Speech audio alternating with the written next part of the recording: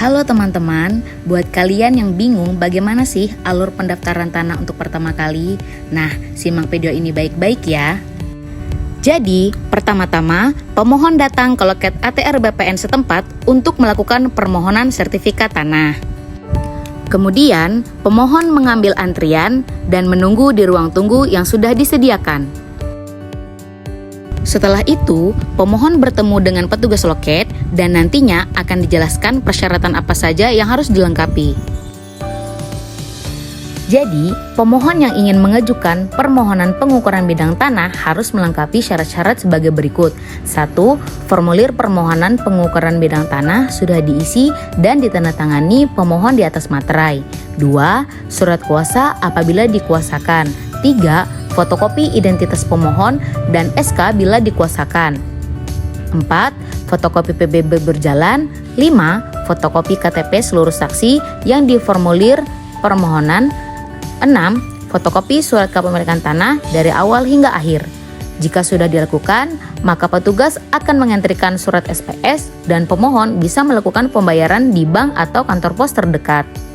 Setelah melakukan pembayaran, nantinya petugas Big Office akan mengeluarkan surat perintah pengukuran yang sudah ditandatangani.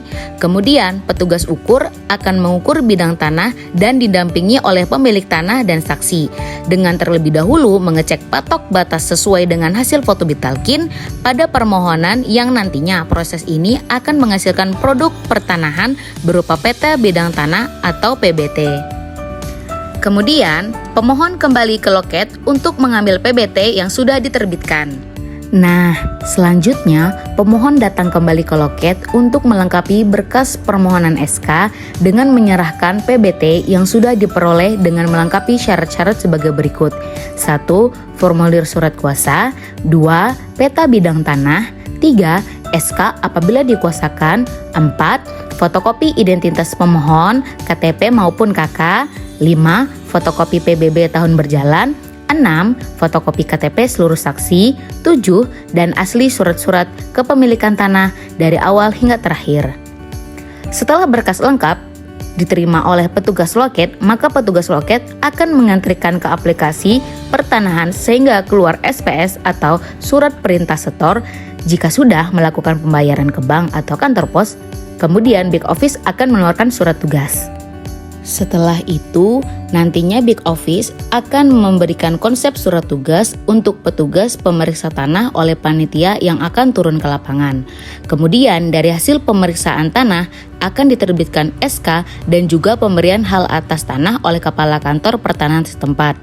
Kemudian, pemohon kembali menuju loket penyerahan produk untuk mendapatkan SK pemberian hak atas tanah yang telah diterbitkan. Selanjutnya, pemohon mengajukan permohonan pendaftaran SK dengan melengkapi syarat-syarat berupa 1. Formulir SK. 2. Asli SK pemberian hak atas tanah. 3. Surat kuasa apabila dikuasakan. 4. Fotokopi identitas pemohon, KTP atau KK. 5. SPPT PBB tahun berjalan yang telah dicocokkan dengan aslinya oleh petugas loket. 6. Fotokopi surat-surat kepemilikan tanah dari awal sampai akhir. Kemudian akan diserahkan ke Big Office untuk dicek kelengkapan agar tidak adanya kekeliruan dan nantinya petugas akan mengeluarkan surat SPS kepada pemohon agar dapat melakukan pembayaran di kantor pos dan bank terdekat. Nah, dan pada tahap akhir ini nantinya pemohon akan mendapatkan sertifikat tanah yang telah ditandatangani kepala kantor pertanahan setempat.